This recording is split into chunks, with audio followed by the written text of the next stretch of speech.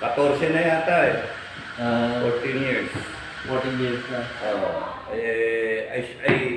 I grew up in Pasig. I spent the rest of my life sa Pasig. Nahiwalay lang ako nung PMA, Warriors Academy. Tapos mula noon, nung na-assign na ako sa Ranger. And then,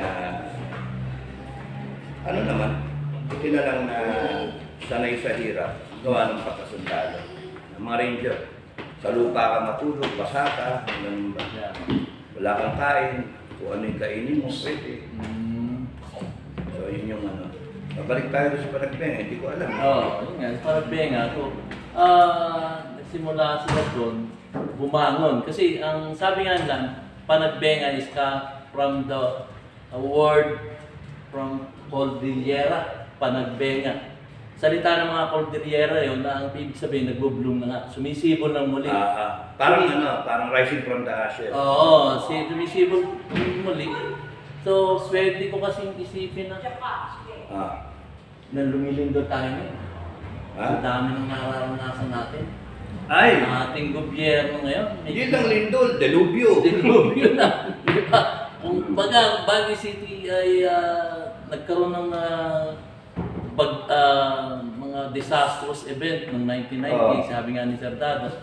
At sila kumbaga umangon ulit dito sa kanilang ekonomiya. Dito naman sa ating politika parang dilubyo na nga, sabi nga ni Sir Dados. So ang hirap ng kasi nagsimula tayo Sir Dados dun sa mga paratang na gani pwede pagsabot kasi si former DG Bantag. Sinundan ni Congressman Teves na puro puro ano ba yung tawag? Publicity, black propaganda. At saka parang kampi ni Duterte. Si si Pastor, si Buloy. Yun nga, paano naman to? Sabi nga, nananawagan si Pastor Kibuloy para humingi ng suporta. Parang nanonood kayo ng sine. No? Tignan niyo yung parang Marvel o kaya DC Comics, di ba? Yung sine na yun. O yan, Lord of the Rings, di ba? Kung panonoorin mo yung isang part, baka mawala ka. Kaya kailangan maganda, panoorin mo yung buo o nakikita mo yung buo. So, sa lahat na nangyayari na yan, magkakonekte sa isang plot. Yun, isang plot na simple, parang madaling maintindihan. Taong bayan, madaling maintindihan. May presidente na gustong gayahin yung footprint ng tatay niya. Kaya sabi ko nga na in one of the kaninang interview yun, kay Jojo. Yung Di Guzman. Jojo Di Guzman. Sabi ko na you're nothing but a second-rate Reinhardt. Pusika. So, ginagaya yung tatay niya, yung game plan. You have a president na ginagaya. Why? Because bumenta yung tatay niya. Kaya nung kumpanya, he tried to show na he's just like his father. Pati yung boses, pati yung mannerisms, etc. Pati yung walang binabasang gano'n. Pero yung presidente na, siyempre, basa-basa na, nagkakamali pa nga. Meron. Kaliwat kanan, gitna pa. Hindi niya kayang talunin yung tatay niya. Wala talagang binabasa yun. Tsaka yung tatay niya, alam yung ginagawa. So, anyway, you have BBM. I may be wrong, I may be wrong. This is just my opinion. You have BBM trying to show that he's just like his father, if not better. Definitely better than Duterte. Yun yung kanya. Ayaw niya pakita na ginagaya si Duterte. Hindi niya kayang gayahin si Duterte. Hindi niya kayang gayahin yung tatay niya. Because yung dalawa are strong leaders. BBM is sadly weak leader. According to former President Duterte, weak leader niya. No, not only to, according to Duterte, Filipino people nakikita na he's a weak leader. Nung kay Duterte, sinabi niya, yun yung pananaw ni Duterte. Alam ni Duterte. Ay, makinig ng taong bayan. Ako, di ako nakinig, binoto ko eh. Pero nung ngayon, after almost magto 2 years na tayo in 4 months, kita mo talagang weak leader. May namatay, hindi puntahan. May sakuna, nasa party siya. Diba? May nandun ka sa bansa na kung saan ka pumupunta, inuuna mo yun, pero kawawa naman yun. Saka may binalabas ng evidences Evidences na nagpapatunay na at yung time na nagaganap yung sakuna at yung party, sabay. Yung matay siya ng kasal. So, bad talaga. And yung mga tauhan niya, nagkakaroon ng bickering. May problema sa Senado at saka sa Congress. May problema, basically buong Pilipinas, mataas ang bigas, etc. Nangako siya wala rin naman. Simple lang naman yung solusyon niya sa bigas na yan. Simple lang, lahat yan. Huwag mong payagan yung smuggling, tanggalin mo yung middleman. Ay, nako. May problema kasi, pinapayagan niya na yung middleman ataduhin yung tirahin yung taong bayan. Simple lang yan. Kung ikaw ang presidente, strong ka. I want it to end now. Parang Duterte. I want yung laglag bala, pag hindi nyo tinigil, pakakain ko sa inyo yung bala. Di tumigil. Walang strong determination para gawin yung isang utos. So sinasabi ko, you have one president na trying to be like his father, copycat, no? Na he wants to stay on in power like his father. Parang ganon.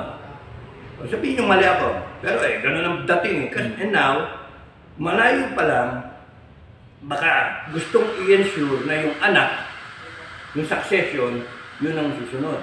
Pero ang problema, yung mga Duterte. Ang problema, si Sara, si VP Sara. Tapos, kaya kinakailang, ma-eliminate si Sara. Yun yung yun yung dating.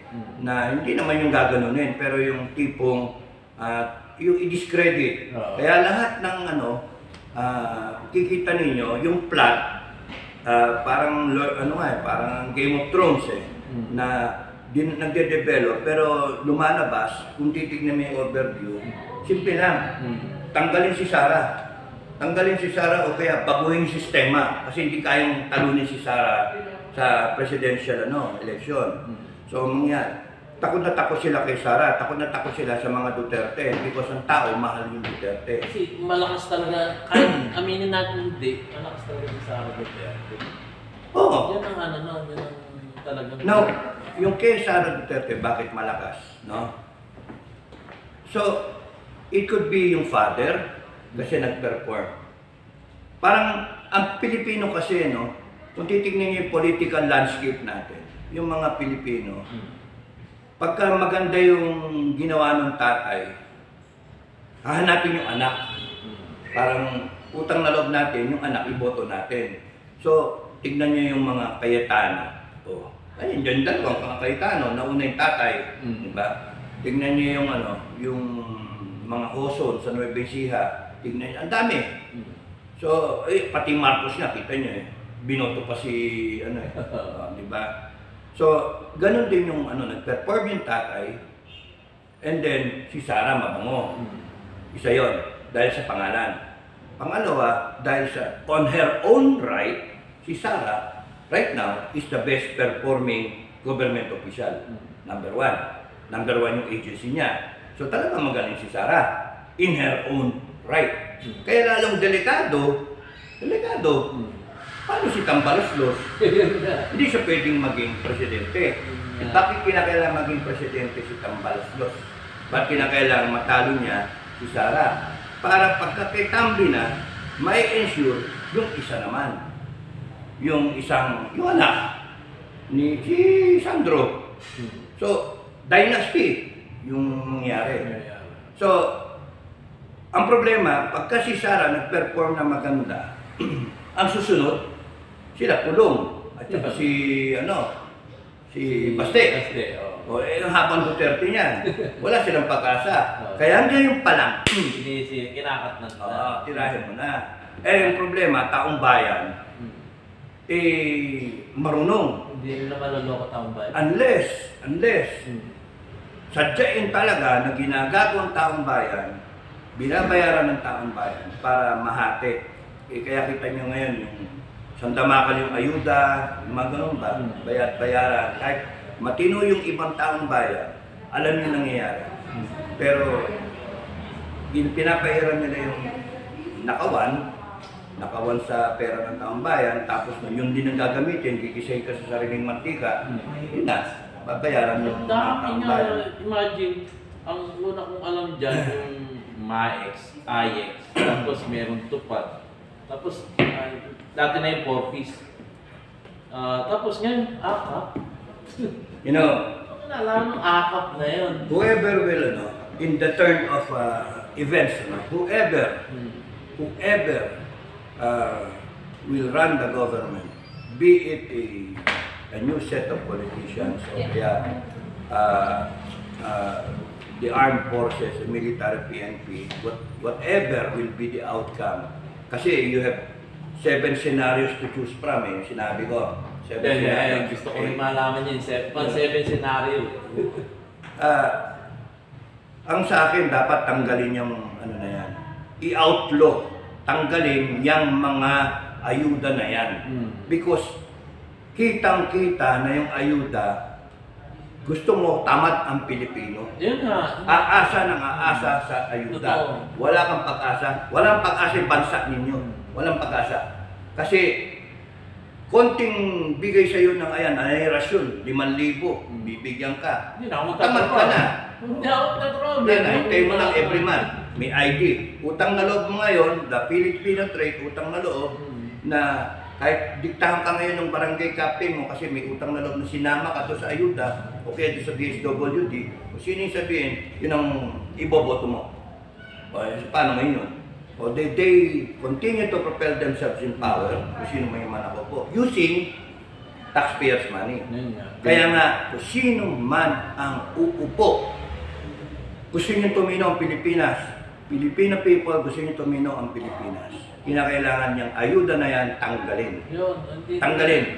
Paano yung gagawin? Paano ngayon kung may mga tao na nangangailangan ng tulong? On that specific occasion, tsaka ka tumulong. Oo, tama. Wag mong i-legalize na. Lagi na lang, nandiyan na.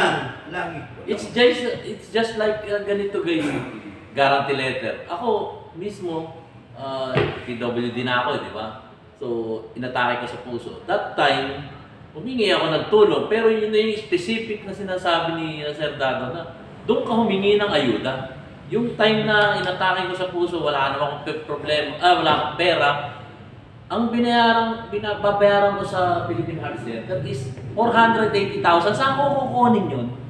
Doon ngayon, papasok yung sinasabi ko Sir Dado. Kung yung situation, doon ka humingi ng ayuda, hindi yung papangako mo sa tao yung ayuda na yun. Wala, kaya strategy ng mga ano yan eh. Ang daming, kaya nga gulo-gulo ng bansa natin. Anong date niyan? 24.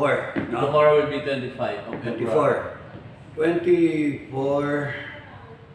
Ay, 25 natapos yung people power, di ba? Umalis si Marcos. So yung 24 ng gabi, pinaka-critical. 24 ng gabi. So yun yung nagtatalo kami ng isip noon kung anong gagawin namin if the order to attack is given. Imagine yun ha. This is the anniversary. Parang ito yun, 24. Di ba? This night. Pumunta ako talaga dun sa kay John Kitley. Nakita ko yung likod ni John Kitley, nandun siya, nag-a-announce siya, nandun si Colonel Siron, si Grac Victor, class 79, Colonel Siron, sino pa ba? Noe Wong, yung naging ambassador, class 75 yun. So nandun sila, panay mga DND personnel, dun sa Jacinto Building, dun kay dito sa sa Kabyan. Lima pa, sa Manila. Sa Manila. Punta ko nun. nirekon ko. Sabihan ko nga yung gwardiya na umuwi pa yung gwardiya, he can attest to that. Dilima yung bala niya na tingga-tingga pa. Sabi ko, wala kang papapasokin dito, yung pumasok dito pumilit, barilin mo. Magtira ka ng isa, barilin mo yung sarili mo. Sabi ko ganun. No, never surrender eh. Pero sabi ko, ako, yung tropa ko, ang mauutusan na lusubin kayo. Sabi ko ganun. Pero, huwag na mag-relax ka lang. Hindi kita lulusubin. Nasabi ko nga sa'yo kung paano. Sarado mo, ilak mo. Tapos pagka may pumilit, barilin mo. Ilan ang bala mo. Wawa ka naman, sabi ko. Titignan ko kung mapapadala kita ng tropa. Pero hindi na ako nakabalik kasi natapos na yung yung revolusyon eh. So, you see, ilang taon? 38 years. 38 years. Muntik nang magpatayan talaga nun. And here we are now. Ang tao humihingi na revolusyon. Yung bilag ko ng kahapon. Humihingi na tayo revolusyon. Humihingi tayo ng at dumadaing pa rin ang tao. Hindi na tayo natuto. 38 years. Lintik na yan. 38 years. Ang dami nang namatay in between ng mga tao. Ang dami nasira ang buhay. Maraming sumunod kala Colonel Honasan, kala kay Sir Greg, ano? Kasi after that, nung February Revolution na yon, binigay kay Cory. Doon nagkamali si JPE. Kasi natakot siya eh, na tinutukan na ng kanyon yung pwesto nila sa Aguinaldo. Oo, sa defense. So, pagka nung upakan na sila, sabi kasi surrender na kayo kasi upakan kayo. General Patugalan yung doon, yung commanding general ng ng Metro Brigade. May bangkan yun doon sa sa University of Life. Yung banda yung nila, headquarters. Mayor Tiga sabi niya doon. Yun. UL. So Department of Education yun. Well-oiled yung na yun, yung Metro Brigade na yun. Army yun eh. Suportado lahat yun kasi alam yun, pang-counter ng kudeta yun.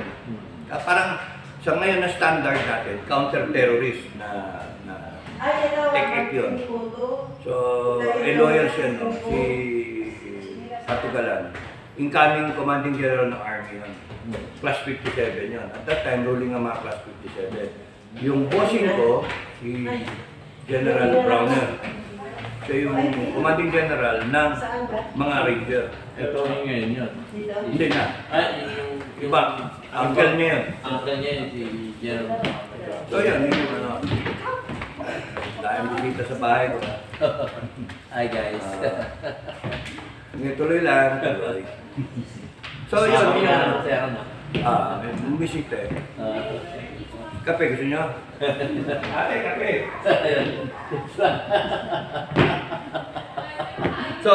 So yun. Ang punto, 38 years ng dinaanan, tumanda lang kami, and now you hear people clamoring for change na naman. Ano ba yan? And then, ayan, Marcos na naman. Di ba? Marcos Sr. and then Marcos Jr. ngayon. Baka malaunan, if we have change, and if we do not go for the change in the system, kaya sila sabi ko, kasi sabi ko, ang problema hindi lang yung puno eh, yung ugat eh. Oo eh. Kailangan mag-bulto siya. Kaya mo talaga. If we do not do that, you will end up Marcos the third. After a few years, after 30 plus years, 20 years, meron na naman Marcos the third. So, ang dapat, hindi lang yung people power na. Hindi nga. Hindi na. People power na. Pilipinas, Diyos ko. Alam na nila yan eh, paano hadlangan yan. Hindi yun yung point. Ang punto ko, ang daling sabihin ng mga Pilipino, uwi kami dyan, o kaya sasama kami, nasa likod kami, people power na. ang akin ang sinasabi ko, and I want you all to realize, no? It is more than saying na people power na. Kailangan isipin nyo, why are you doing it? Why? Because you want change. It doesn't end na going there sa kalsada, and then magpalit ka ng leadership, and then uwi na, tapos nung trabaho ka na ulit, kanya-kanya na naman tayo. Ay wala, uulit yung cycle.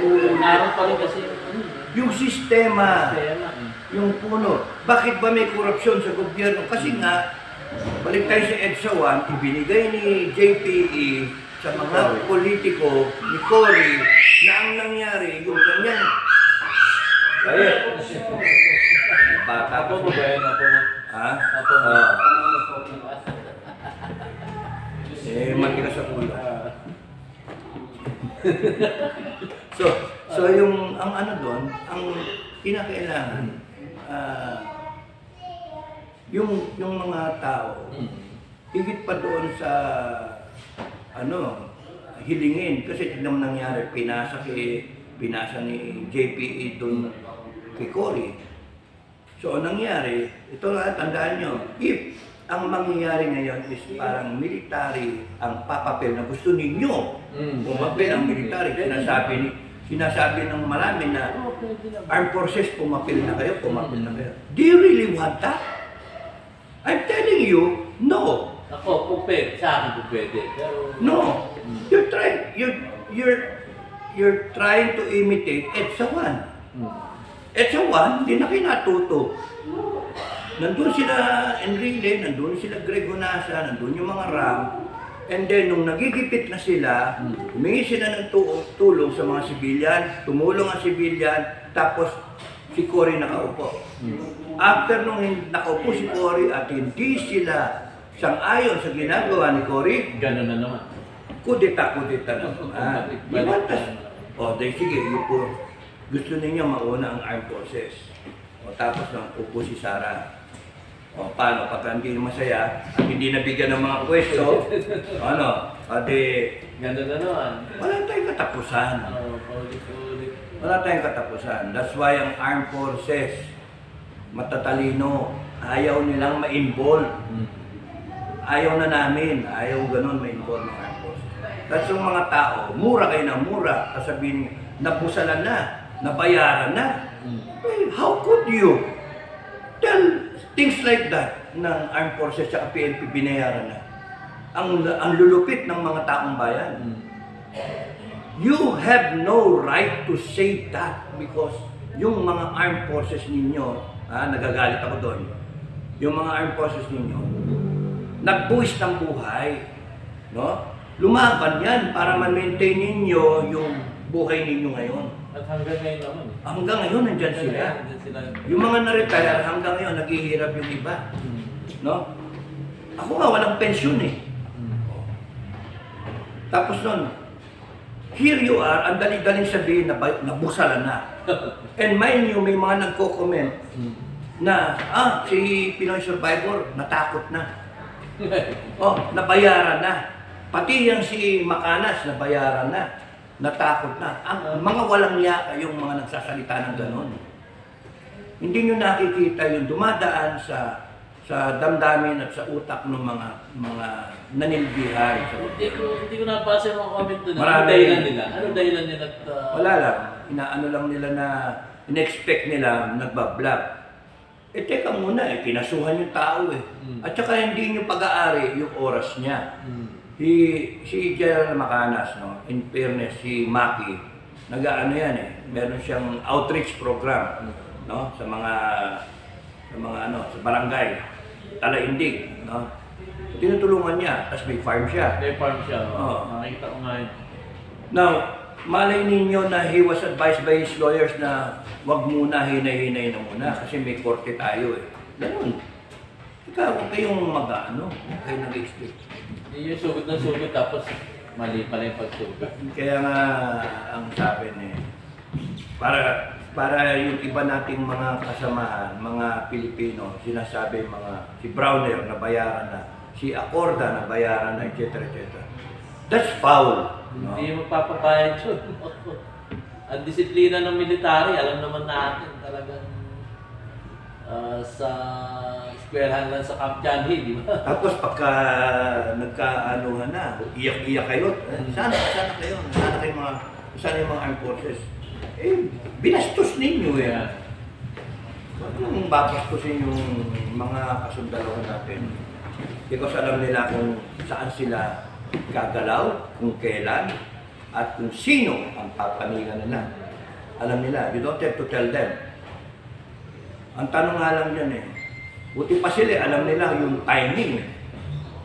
Alam nila yung timing eh, kayo, titigas ng ulo eh, sinasabi ng iba, nauna, or pinapasukan lang ng troll na para ma-checkmate kayo. Ngayon na, and then magkaano ka, and then fizzle out. Parang, sugo nung kino-complain natin. Kasi nga, ang dyan, gusto nila, what will work for them is, gaya ng tatay, sabi ko sa inyo, ginagaya ng tatay, extension, baguhin yung constitution, and then, declare kay martial law. Now, what is the reason ng martial law? At that time, take yung ambush and relay. So, kung magkakaroon ng rason na itong copycat, magkaroon ng rason para magdeklara ng martial law. Yun ang masakit. Ano, gusto nyo? Yun ang masakit. Kasi alam ko dyan, yung mga nagko-comment, yung nagbubuyo. Pero, tao din nila yun. pero, administration, kami, hindi kami natatakot sa martial law. No? Subukan nyo mag-declare ng martial law, yari kayo. Hindi talaga. Lilitaw ang talagang kalaban ninyo. No? Maglilitawan yung kalaban ninyo. Akala ninyo, di ganun kasimple ngayon yung mag-martial law. No. We have gone through it already. Alam na namin yung ganun-ganon, no, yung pasikot-sikot. Kung yung unang punto mo sa isang lugar, kakapaka-paka pa eh. Yeah. Ngayon, second time around martial law, Alam na. alam namin kung ano yan. And yung mag-implement ng martial law is PNP at saka AFP. Mahahati yan. I'm telling you, mahahati yan. Mag-declare kayo ng martial law, civil war tayo. Ano na mangyayari? I'm telling you already. Kaya, mga bobo, huwag kayong mag-declare ng martial law. Pagka sa naranasan na natin yun. Di kaya ano ba? People power. Alam na nilang i-anticipate yan. Tapos martial law. Alam na rin ng tao. Vice versa ba? Hindi matatakot ang tao. Oo.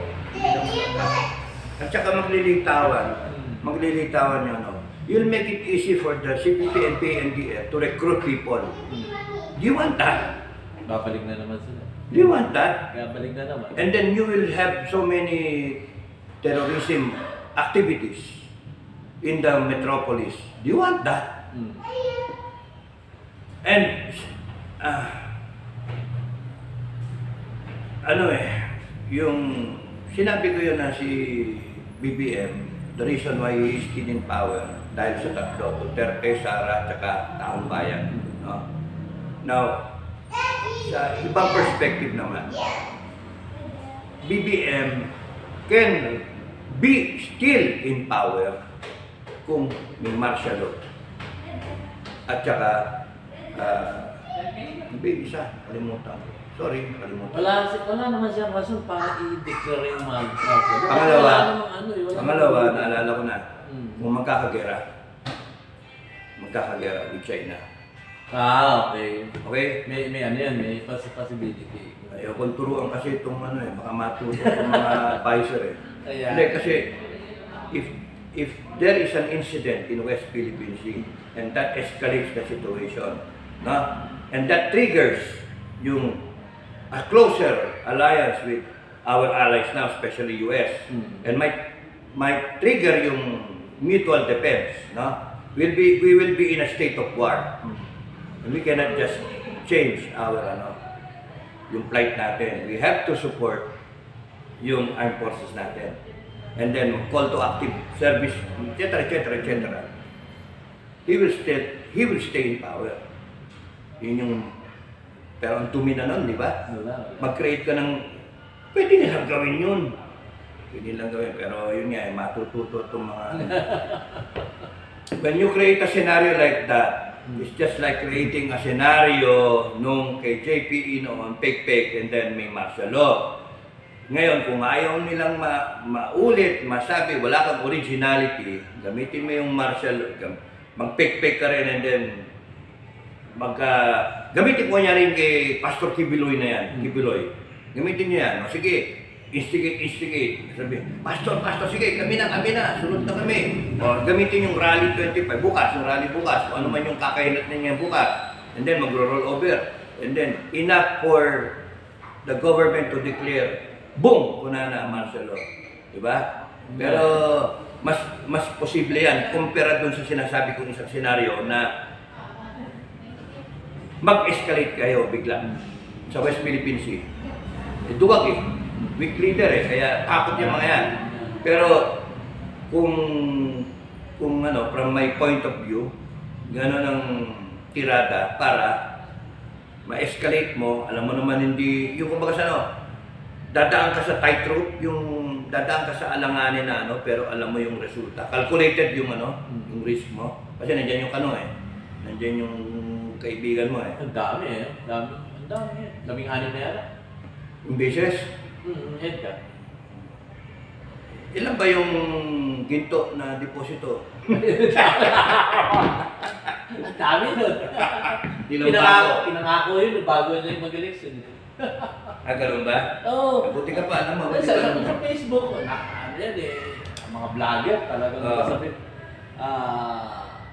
yung mga nihidodonate lahat yan, mga ginto ng mga nakarang Marcos. At ito ang magsasalba sa ating bansang Pilipinas. At kayo, magkakaroon kayo ng ginto. Meron ang daming vlogger na gano'n. Kilala natin yun, yung mga vlogger. Kaya naputol yung mga tao. Mataas expectation, wala naman ng ginto.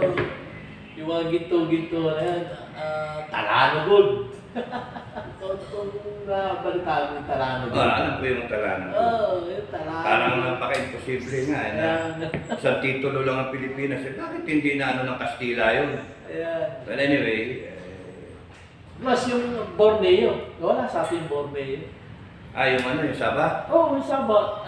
Former Borneo yan. Hindi naman Sabah ng ano yan.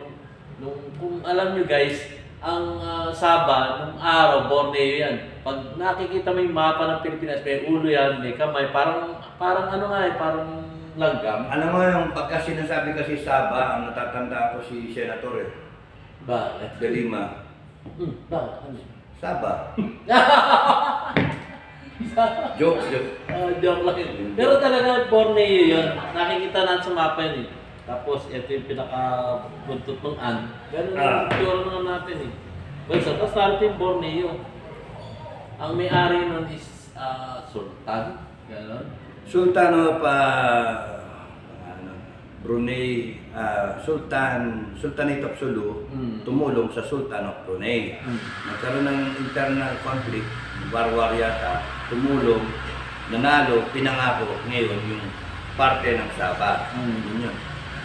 But anyway, pero Borneo yun, nagsaba pa ng... Tapos nagkaroon ng pinalis sa British ek na company na for 99 years. And then ayun, napabayaan, tapos pinabayaan ng Pilipinas, ayun na nangyari. Lulusubin sana ni Marcos yun na senior. Yung sinasabing Operation Jabita, in-expose ni Ninoy.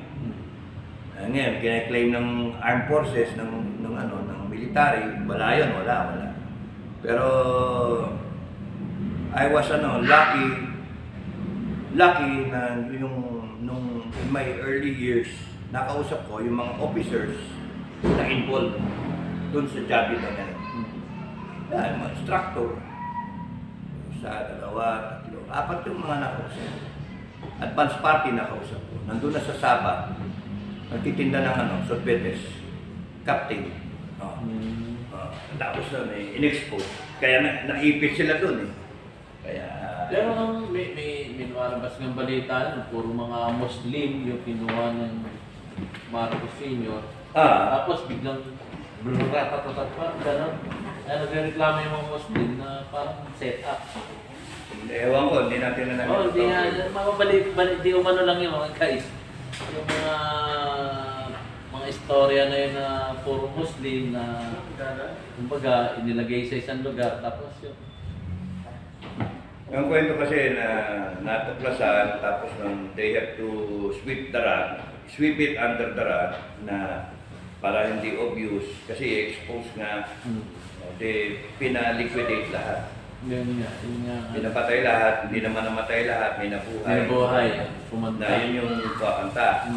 Ewan ko, hindi natin. Yan, di umano pa rin yung istorya na yun. Wala tayong idea kung ano talaga yun. Ang pwede ko lang sabihin, is based on what I know, mga taong nakausap ko, there was indeed training. Okay? Meron talaga. There was indeed training. And the same person na involved, na captain at that time, sinabi niya sa akin kung sino yung mga involved, na mga captain din, captain, first lieutenant, etc. Sinabi yung mga involved. Wala nga sa libro. Ha? Sino? Hindi sumama. Hindi ako kasama. Bata pa. Ano pa ako nun eh? High school pa lang yan. Okay. Ano pa lang ako nun, elementary. Pero yung kinukwento niya, because he tried to pull it off again. Yung involved na isa, nakausap si Ruben Canoy. Na remember Ruben Canoy? Yung lumutang yung pangalan niya ngayon na dahil sa One Mindanao. Kasi siya gusto niya magkaiwalay yung Mindanao. So, pinakausap siya para magkaroon ng 200 na bangka, yung Mikati ba? Assault boat na pupunoy ng mga armed people, ilulusog dun sa Sabah. So, that was before the coup. 89. So, kinukwento kasi na pero yun nga, hindi natuloy na kasi nga nangyari yung 89 coup. Ang dami namatay. Na, anyway, best na hindi nyo alam. It will die with me sa, it will be buried with me. Maraming mga, ang problema natin ngayon, yung bansa natin, hindi mo malaman kung ano eh. Kasi, ang mahirap nito, yung magamit ng tao. No? Magamit yung tao. Pinaglalaro na kayo ng politiko eh. Kayo ba natutuwa, no? Pilipinas? Natutuwa ba kayo? Na sigaw kayo na sigaw, pero ano pumapansin sa inyo? Di ba? Wala naman pumapansin. Gusto nyo na, now na. Wala naman nakikinig. Gusto nyo ngayon, may vacuum ng leadership. Wala namang umaabante para ako na mag-lead, di ba? Eh wala siya naman interest. Yung ano ba tawag dito, yung manifesto eh. Ilan na ba yung manifesto na kasi? Wala pa, mga ano lang yun eh. Wala pang 20. Wala pang 20. Pero nadadagdagan. Pero yun nga kita nyo, how can you unseat a duly elected president ng 31.6 million with only less than 20,000.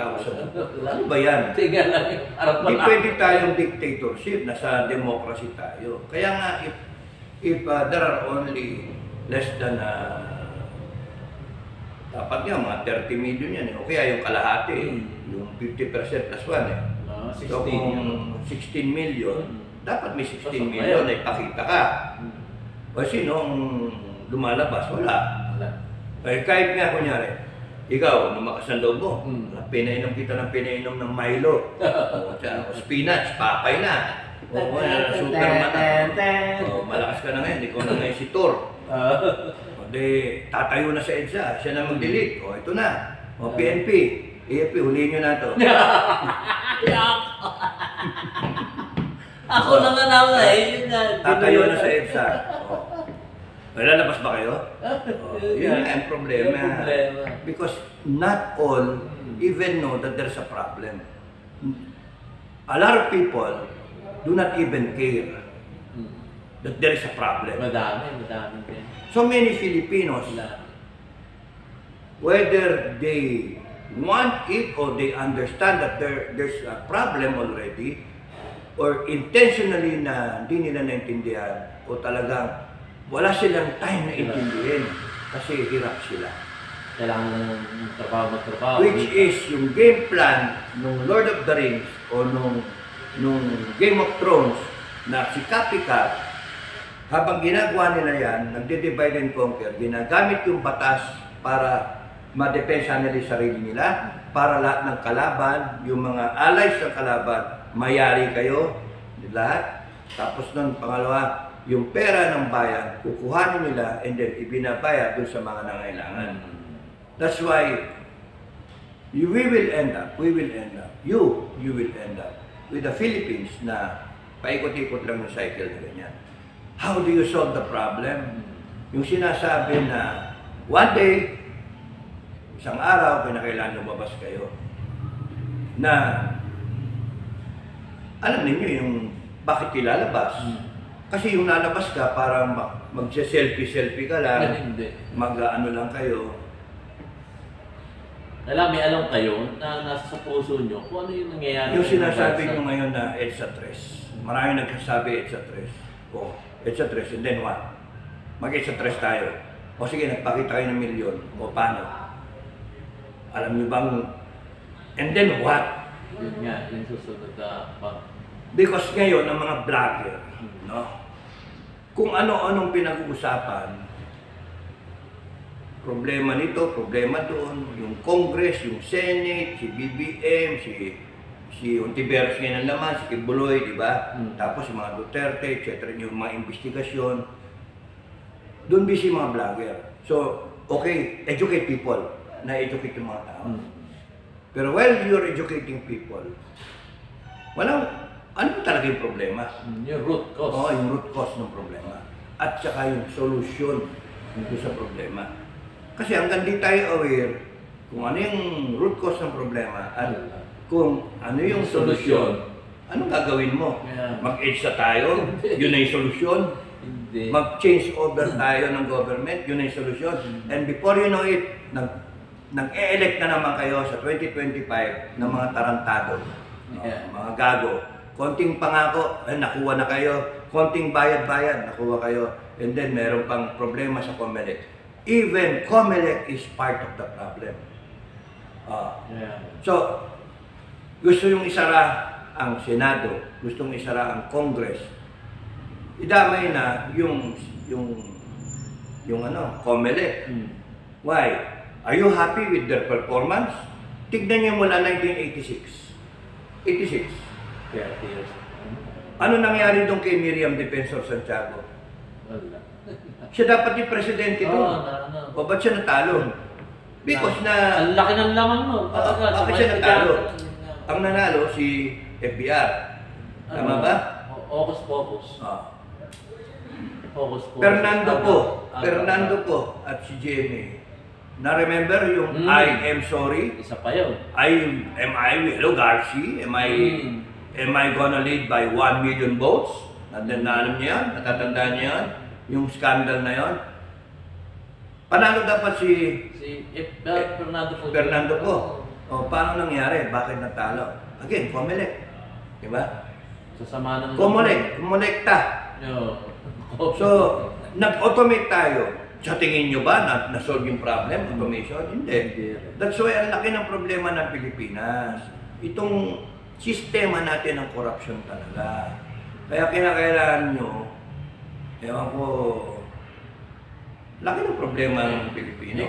Yung narinig ko solusyon sa'yo sa dato talagang i-reboot. Ako naman, may napag-iipan. Mas may maganda kasi sa reboot eh. So napag-iipan ko, parang ano yan eh, sabi ko, sa panaginip ko, reboot, bakit ka reboot? Sabi ko, may nag-suggest sa akin, kung may virus, kumuha ka lang ng high blood ko yun. Virus cleaner. Pero wala eh. Doon sa panaginip ko, nalinis yung virus. Pero 1 to 2 days, 3 days, naman.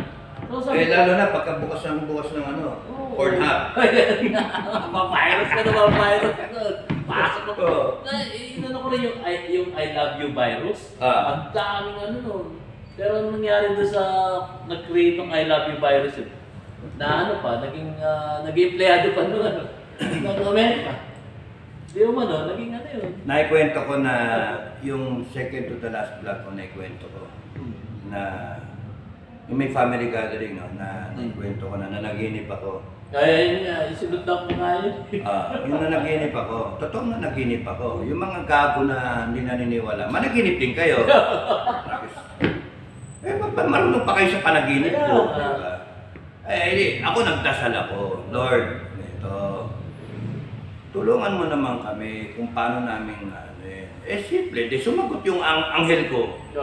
Di binulong. Ang problema, Pangitain yan guys, ano ibig sabihin ng siya? alam nyo, ang sa akin, ang problem sa akin, di na naginip ako, very clear. Pero may times kasi na pagka bigla kang ginising, bigla kang nakasawsaw ganyan doon sa ano yung sa, kunyari, book of life, no? Nakikita mo yung nangyayari, tineturn yung page. Nandun ka, tineturn yung page ng angel mo, yung scripture, nababasa, parang ganun. That's how I'm trying to explain it para maintindihan niyo. Ano? So, nakikita mo, even sometimes, lotto numbers, nakikita. Pinakilaman na nila Mel Robles. Maging milyonaryo. Hindi na ako magiging milyonaryo. Dati kasi nakita ko yung lahat yung numero nakita ko. At saka kung kailan. So, gano'n.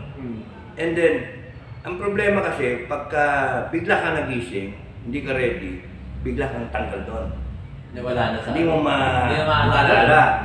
I'm now in the process of trying to remember everything, and then gusto ko mga managinip ulit.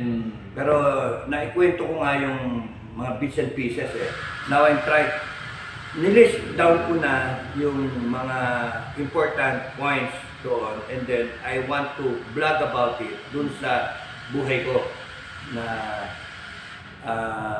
kasi dalawang part yung aking yung aking channel no. Isa is talagang buhay ko as it is unfolding, at isa is yung Survivors Community yung sa videos at saka yun sa community. So siguro pagka I'll vlog about it pagka nakumpleto yung ang number one talaga doon. Nag-declare ng People's Revolution, NEP Doon sa pangitain. Nag-declare ng People's Revolution. Hindi people power Hindi. People's Revolution. So, some will say na, illegal yan, illegal. Gago! Ano to panaginip nga sineshare ko nga na sinasabi ko nga yun yung tugon na para hindi pa ulit-ulit. Kasi yung puno nga yung puno na ugat. Kailangan ng nag-declare ng People's Revolution. Yun yung unang-unang People's Declaration. Okay. People's Declaration. So, pakinggan nyo na yung vlog ko doon pagka I'll try to remember. So, related siya One, declaration muna ng what we are. Kasi, revolution to ng taong bayan. Yun. Yung declaration number 1. And everything else follows after that. Doon sa declaration niya. Kaya nga, affected na ako nung sinasabi ko ngayon dahil doon sa nakita ko doon sa doon sa panaginip na Number 2, ang tanda ko is death penalty. Diniktir ka agad death penalty. Imagine yan, ang tagal taon. Ngayon, bihingi na naman itong mga senator ng second term. Yung binoto natin nung panahon ni sila Bato, sila Bato, sila Bongo, yun. Matatapos na midterm midterm. Isipin mo yung 6 na taon nila, time is up. hanggang ngayon, wala pa yung death penalty. Yun nga. When they campaign, sinabi nila, Sinabi nila yun. sinabi Nangako na, nila yun. pero hindi nila kasalanan, in fairness.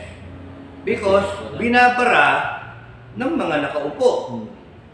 So, yung mga nagsasabi na magsenator ka, magsenator ka, magsenator kayo, si DJ Bantag, senator. Si Roque, senator. Trixie, senator. Di ba? Sino pa? Si Vic Rodriguez, senator. No? You know, ang daling sabi mag-senator. Pero pagka kunwaring nagbotohan yan, 24, at tataklo lang kayo, wala, lunod Number kayo. games kasi yan, guys. Congress at saka Senado. No matter how good you are, good your intentions, at nandun yung sistema, yung resolution 10 eh. Wala pa nga yan. Wala nga. Lagi ko rin binablog yun. Resolution 10. Even si kapatid, si pambansang ate, si Aimee, na ang daming gustong tumakbo siya as VP ni Sara. Or kaya maging VP siya ni Sara pagka nagkaroon ng changeover. O kaya patawarin siya.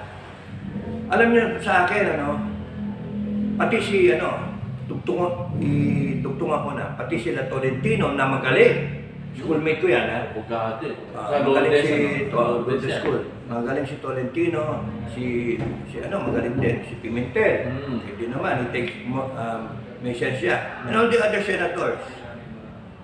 Ang problema, yung Resolution 10 eh. Sa akin kasi, tingin ko sa kanilang 24 ngayon. Ganyan silang lahat sa akin. No? Ako lang naman yon. Pero, look hindi nyo nga pansinin yung taong bayan doon sa Resolution 10 eh.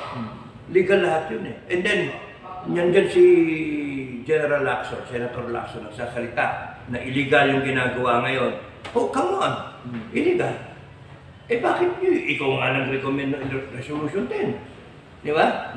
So, Senator Lacson. nandiyan si Senator sa Honasan, sinasabi, tatayuan ko. Ako, si Senator, Pilipino. Hindi ba? Again, Resolution 10. Because he was there. Si Trillanes, na sinasabi ganito, ganyan. Yung ICC, wala na, lilitaw na. Resolution 10. BBM, Presidente ninyo. Again, nandun siya, Resolution 10. All these people, all these names, ang sa akin, damaged goods na. Return to sender dapat silang lahat. Hindi na dapat iboto ng taong bayan. Ako lang naman yon. Pero kung kayo, nagpapaloko kayo sa mga salita ng mga yan, nasa bahala kayo. Yan ang gusto ng Pilipinas eh. Lulukoy kayo. Continuous. Sir Tato na na yung sa iyo, may narinig ako sa iyong report. Ako naman, pagkatapos kong kumuha ng mga antivirus at hindi rin alis, kasi naroon pa rin eh. So, ang sabi ko nga sa vlog ko, Palitan. amin na yung computer na yan dito, ang dami mga installment na dito. Mag-ano lang ko, hindi nyo kaya i-cash yung bagong desktop. Okay, sige, nandun tayo. Palitan nyo. Now, ang problema, ngayong nagpapakilala na, sino yung maingay? Maingay si ganito. Sino yung ganon? Sino yung ganyan? And then, may tumatayo na umaangat na leader. No? Pagka nakita na pumupuntos na, naglilitawan ngayon yung iba, na nakatago ngayon. Yun yung problema eh. Maraming lilitaw na magaling, na ganun, etc. Alam nyo ba pagka kunyari nag-reboot tayo, maglitawan dyan yung mga nakatago ngayon? Why? Because they want a portion of the pie. Kaya ngayon na naging problema, naging handicap nung panahon ni Cory, na nung sila yung naupo, ang daming kala mong ang babait, ang titino, yung pala, nung nakatikim ng pera at ng power, kami naman. Di ba? So, 38 years tayo. Ganyan. Ulit-ulit. Alam nyo ba, dapat nga standard ng isang senator at ng isang congressman. Nagsimula yan. Putragi sa akin yan, firing squad yan, pagka mayaman eh. Talagang sa totoo lang, firing squad para sipin mo, ang hihirap lang yan dati. Ngayon eh. Ang yayaman ngayon, yung mga ganun ba? Eh hanggang hindi nga binabago yung sistema, walang mangyayari sa atin. Paulit-ulit tayo, lagi tayong galit, lagi tayong griping, lagi tayong umiiyak, lagi tayong hilahod. And ang masama dyan, gaya nung sinabi ko sa inyo, yung puno dati ganito lang, ganyan lang ang laki. Kaya mong yung mga whip ang tawag eh, yung 1 year old, kaya mong ganun-ganunin. Kaya mong itumbang ganyan, di ba? Pero habang tumatagal, lumalaki. Hindi mo na kaya eh. Oo, kasi mabibilang mo yun. Pagka hinati mo sa tayo, ilan yung circle Tingnan mo, yun at ako, right now yung puno, 38 years na. 38 years. 38 years na rin. Yun. Kaya nyo bang itumba yun? Malaki na yun. Nakilalagariin nyo. Malaki na yun. And kahit lagariin nyo yun, tabasin nyo ng tabasin, tutubo siya. Kasi yung root system niya, extensive na. The root system, I would like to stress, people in government now, yung connections nila sa mga businesses at sa mga offices, very extensive na. Yung connection mo sa COMELEC, yung connection mo sa BIR, yung connection mo sa Customs, yung connection mo sa Armed Forces, saka sa PNP, virtually in all agencies, extensive na. Kahit na simentoin mo pa yung palibot ng puno na yan para hindi lumitaw. Kung mapapansin nyo, ito, totoong nangyayari to, makikita nyo yung sidewalk, pagka nasa malaking puno, itutulak niya kahit gano'ng katigas yung konkreto na makikita nyo, nagkakrock, lumilitaw ni yung puga. Kaya nga walang mangyayari sa atin kung hindi niyo iintindihin yung pinaka-problema. Maglalagay kayo ng ilalagay ninyo, kunyari, tanggalin niyo si BBM o ipalit niyo si Sara. The same system. Ganun pa rin. We will end up, Sara may be pure. She's very pure. O paano ngayon yung mga nakapaligid? O diba? Panay mag-take advantage. Eh, for that matter, pwede naman si BBM, you would like to look at it na inosente si nakuting si BBM. Ang gago yung mga nakapaligid eh. Ano yun? Yung mga amuyo. O yung si Tamba. O, dami naman na kunyari yung... paano ngayon yung yun nga, because the system allows it. So, are we attacking the right problem or are we dealing with personalities na nalilingan tayo? Ang talagang problema talaga is yung sistema. Bakit nagkaganon yung sistema? Kasi pinayagan natin. Kasi may konstitusyon tayo na pumapayag sa ganon. Kasi meron tayong mga politiko na ginanon yung sistema to favor them, and here we are now, umiiyak. You know, balik ako yung panaginip ko. Ang gusto ko doon na parte yung isa eh.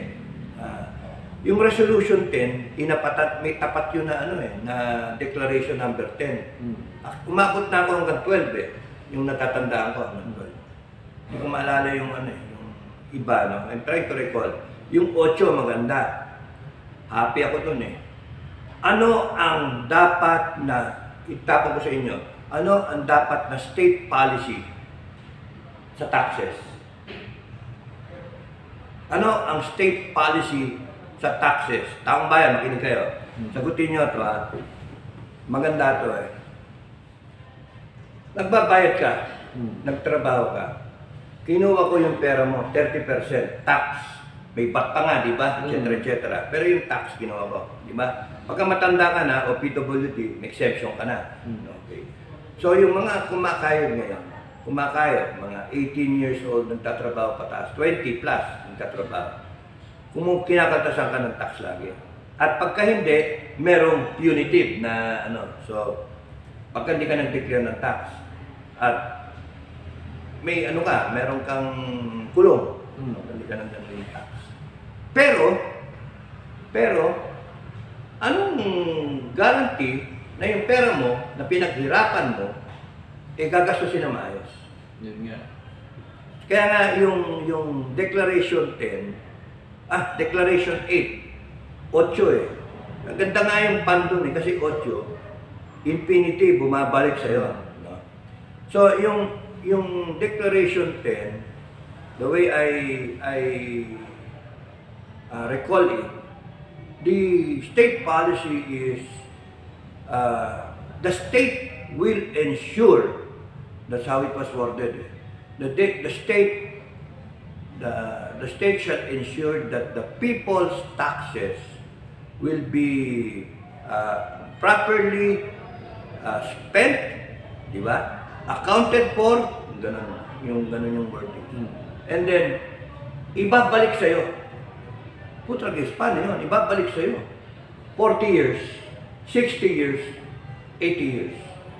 May span ng 20 years, makinig kayo, span of 20 years, na after 20 years, starting from 20 years old, at the age of 40 years old, crossroad yun, crossroad, mag-enjoy na ng bako, o magre-resign ako, magre-retire na ng bako, kasi meron na akong 20 years eh. Optional na ako. GSIS o kaya SSS. Tama? So meron na akong matatanggap. Armed Forces ganun din, may 20 years optional. So, at the age of 40, alis ka na. Meron kang lump sum.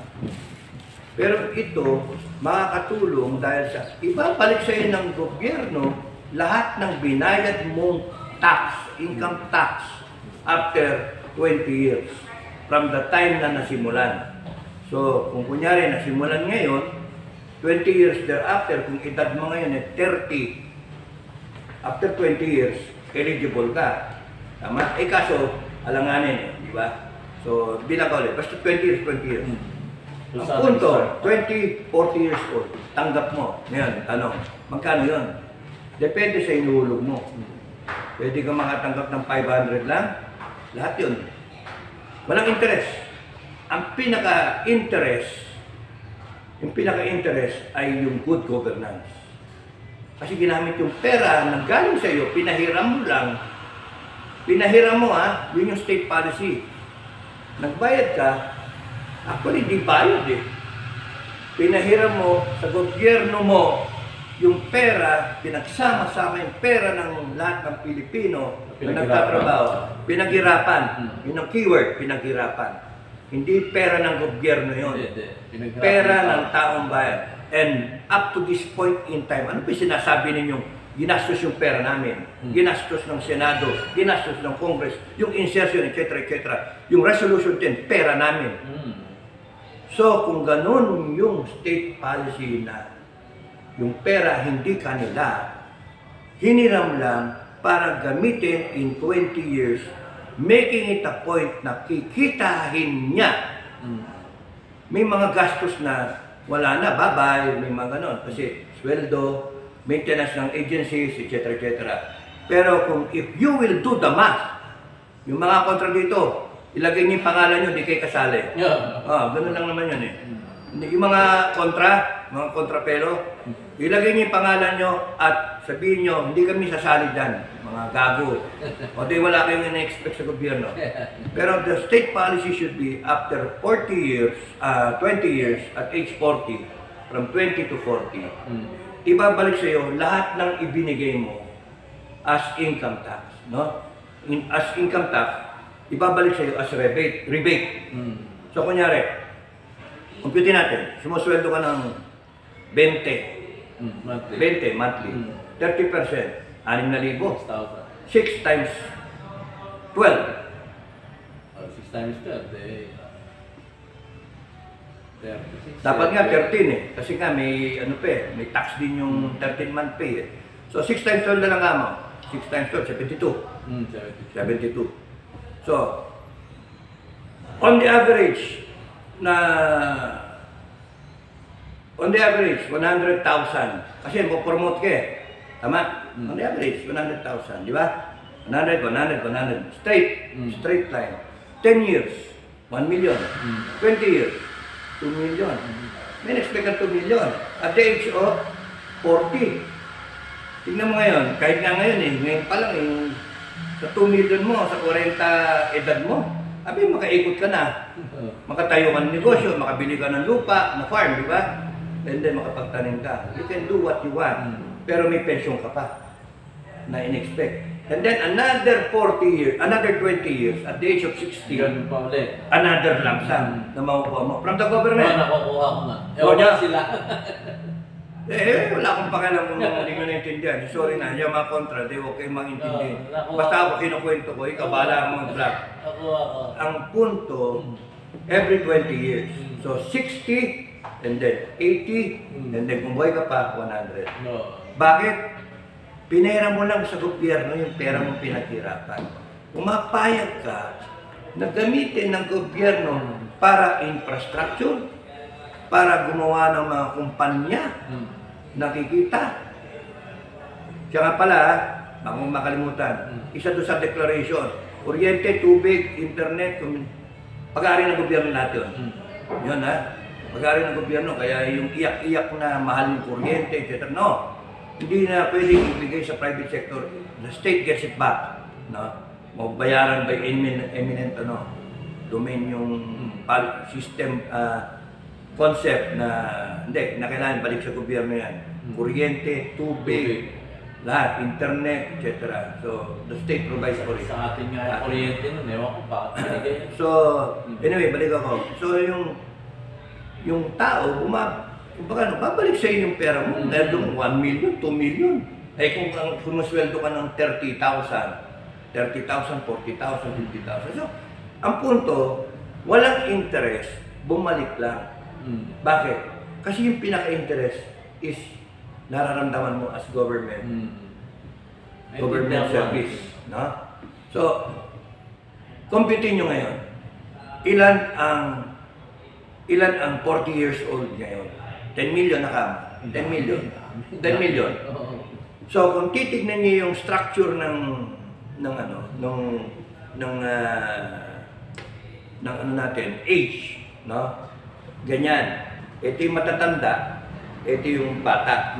May structure natin, no? Ganyan. So, yung kalagitnaan mo is mga 10, mga ganon. 10, 7M, 8M. Ngayon mo ng 10. So, kung imagine mo yung 1M times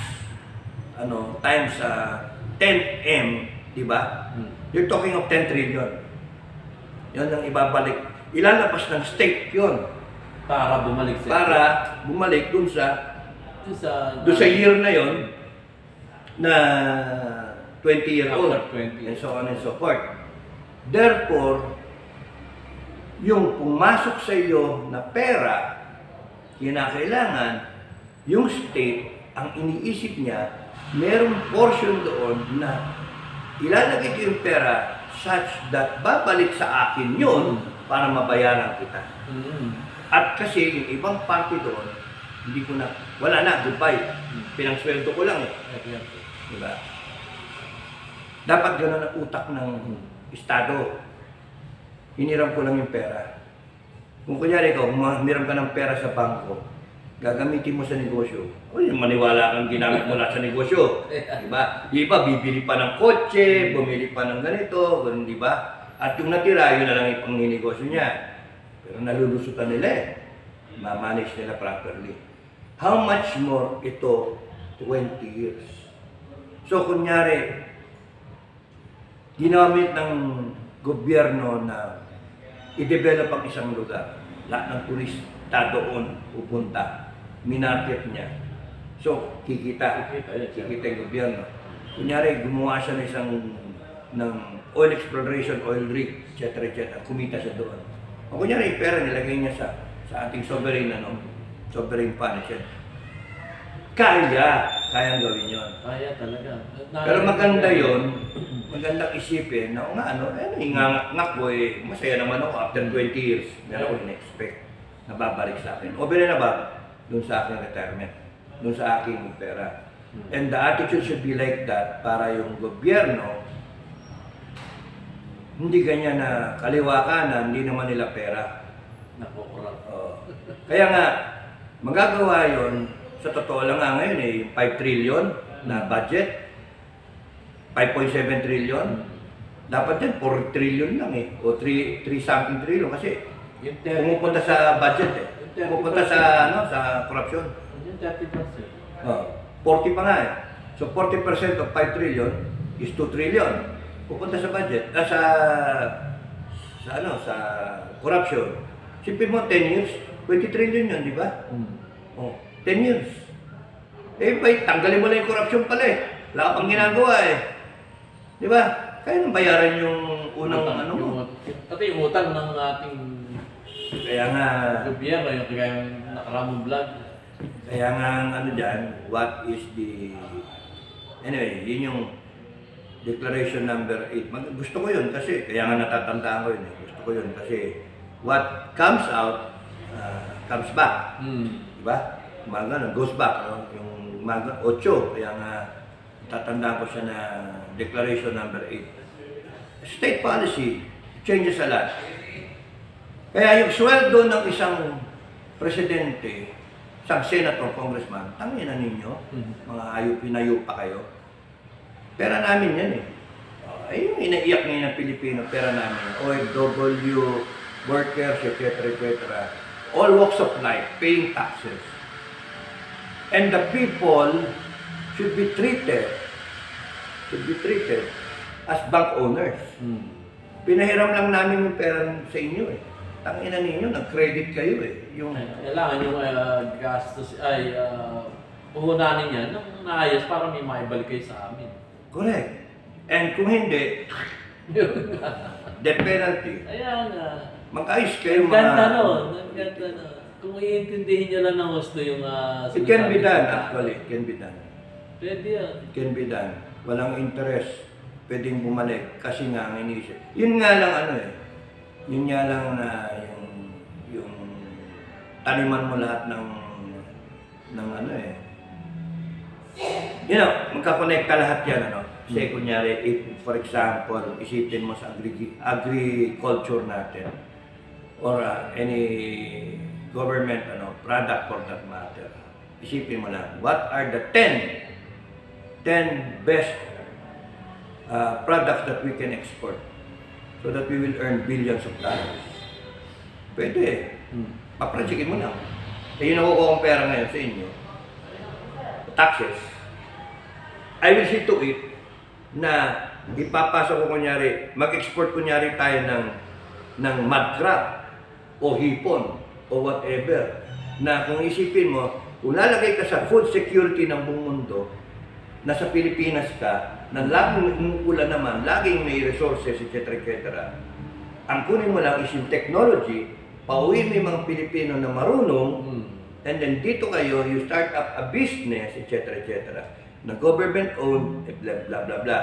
Tapos noon, maandar yan. Kaya kitang bayaran. Kaya ko ibalik sa iyo yung pera mo. Basta yung operating principle doon, hindi ko pera yon. Hindi pera ng gobyerno yon. Pera ng taong bayan yon. At hiniram ko lang. Ang good thing is, meron akong 20 years. And after the 20 years, sunod-sunod din, 20 years, di ba? And then another 20 years. And by that time, that's 40 years. Di ba? Doon sa una, susuli ko sa iyo, 40 years na. Pero, kaya ko ba? Oo, dami na nagawa ng 40 years. Okay, example. Babalik ko lang para kung makalimutan. 1986. 38 years. 2024. Pilipinas. Yung tayo ngayon. 1986. 1986, China. China ngayon, 2024. Ano yung pinaka-visible na reliable na nakikita mo? 1990. So, dagdagan mo ng 4 na to, yung 86, naging 1990 to 2024. Yung armed forces ng China, kaya i-challenge yung armed forces ng US. Imagine that. Wala pang 38 years. 34 years. Eh, ano nangyari sa atin? Wala. Talunan natin ang China noong 1986. Ano nangyari? Wala. Politika. Mga corrupt na tao. Kung 1986 tayo, panahon ni Marcos, kinakatakutan tayo ng China. Totoo. May mga jet tayo. May mga jet. May mga barko. 1990 pa lang nag-decide ang China that it will develop its armed forces and it will be able to fight a war that it can win. 34 years thereafter, it now challenges the US sa gera. Ilan yung barko niya? Patras kasi tayo. Kaya nga, why am I emphasizing that? 34 years of China from then. Makita niyo yung infrastructure ng China all over the world na kaya niyang gawin. Kaya niyang gawin. The biggest dam, the longest bridge, the tallest, etc., tallest building, kaya niyang gawin. Yung mega projects niya. Panoorin niyo sa TV, hanapin niyo, type niyo, mega projects of China. Litaw sa YouTube o sa Google. Tignan ninyo. Ano ba itong mga beho na ito na dating tinatawanan, mga tamopyo, ngayon lang hanip sila. Dati nang alam yung basta sinabing inchik, bakal bote, di ba? Oo, Chekwa. Chekwa, noon. Tingnan nyo ngayon sila. Titinda ng taho. Ano tingin nila sa Pilipino? Tayo ngayong tinatawanan nila. Pero tingnan ninyo, 34 years lang from 1990. Sige, pantay nyo na, 38 years. Why is it that a country, two countries, Philippines, China, both spend 38 years and we come out, kawawa tayo, sila, angat na angat ang buhay. Diba? So, ang gobyerno pa nila, komunista. Alam niya. Tayo dapat asenso kasi tayo, kapitalista, democratic, capitalist. So, something is terribly wrong. Okay. Kaya nga yung sinasabi ko, yung mga kontra, abay, manigas kayo. Kasi alam nyo, taong bayan, ang dapat lang mangyari, kayo on the specific time, specific event, the specific scenario, you all want it. Ayaw na namin ng ganito. Gusto na namin pamana yung Pilipinas sa mga bata, sa mga anak namin, sa mga apo namin, na magandang-maganda, na pinagmamalaki nilang Pilipino sila. Yung pag sinabi mong Pilipino, what comes to your mind? Yung, parang marketing. When thinking of Filipino, what comes to your mind? Wala. Dahil pagka sinabing, when thinking of Americans, what comes to your mind? Ganda, important yun eh. Mga Amerikano, may yabang, di ba? May confident. When thinking of Chinese, what comes to your mind? Copycat. Ganun ang inisip nila kasi merong Louis Vuitton, meron din sila. Di ba? Louisiano Vuitton. So, when thinking of Filipino, what comes to your mind? OFW. Yeah. Yun yung isipin, yun yung kwento, yun yung pangit eh. Mabahante lang tayo. Tusan tayo. Ang hanap buhay natin, ang ini-import natin sa ibang bansa, mga Pilipino, mga nagtatrabaho. Which drains our listen the best. Listen the best. Hindi nare-retain sa bansa natin para pakinabangan. Anong nangyayari? Why do you have to go out? Because walang opportunity. You see, kakagawa ng politiko eh. Kakagawa ng politiko. And we have 38 years to show for it. No? Ang pinaka, recess is yung Duterte na time. Yun yung gumanda ng konti noon eh. Pero, paikot-ikot lang tayo. So, pinagmamalaki nga nitong mga kongresista na nagsusulong ng charter change.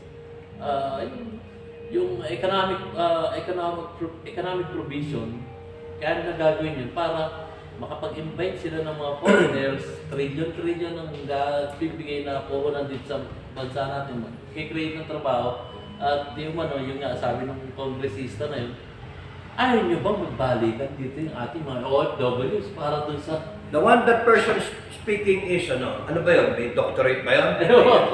Galing daw siya ng Vietnam, nakita raw niya sa Vietnam yung pangyayari doon na ginawa ng Vietnam kaya sila umasenso, nag-invite sila ng mga investors, pinaluwag nila yung batas At nakita nga raw niya doon sa Vietnam yun. Dahil nasa Vietnam daw Ang siya. problema nga natin is yung ugali natin, yung corruption, yun. Papasok yung pera and then matuturn off sila kasi bago pa sila gumagastos Ang dami na corruption. ang dami ng korupsyon. Yun nga.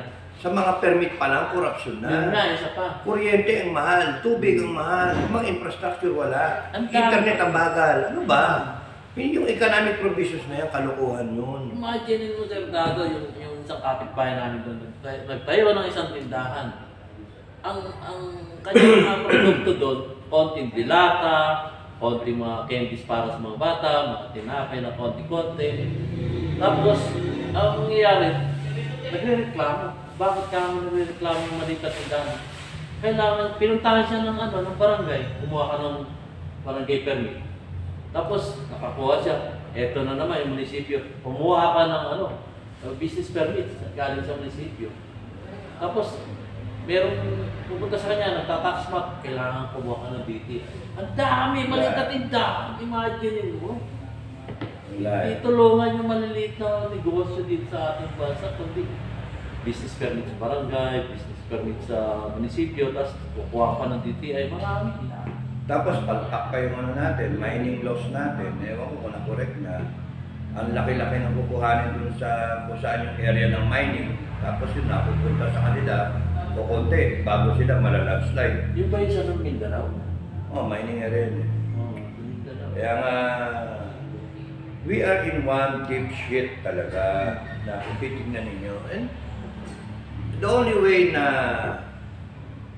makokorek yan is for millions of Filipinos to rise up and say na ayaw na namin ang ganito. People's Revolution na peaceful, hindi yung sinasabing na style na French Revolution, Chinese Cultural Revolution. Yung mga madudumi isip na mga tarantadong Pilipino, isip gagong pagka sinabi kasing revolution, bakit yung people, it's a power people revolution, ano naman yun? Peaceful naman. Yearly natin sineselebrate yun. Yung sineselebrate naman natin yung mga mga ninuno natin ng mga sila Andres Bonifacio. You know, walang masama yung nandun yung sense of yung nationalism. Ang natin,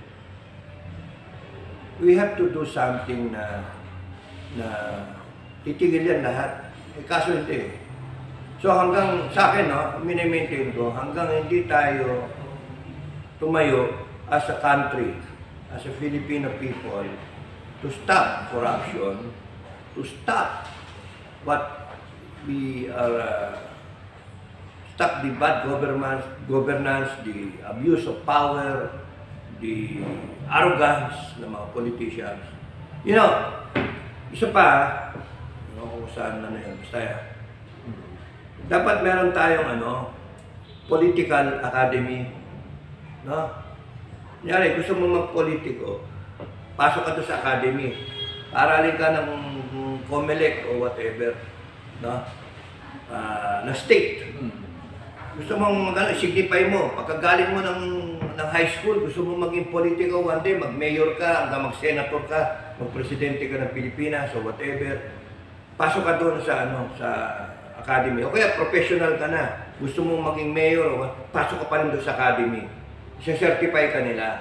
Pagka na-certify ka nila na okay ka na, tinuro sa iyo lahat how to become an honest to goodness na public servant, na maging politiko ka. So it's just like TESDA, gano'n ba? Parang gano'n. May similarity na magkakaroon ka ng NC1, NC2, NC3. Kasi kita mo sino ba yung mga nagiging politiko natin?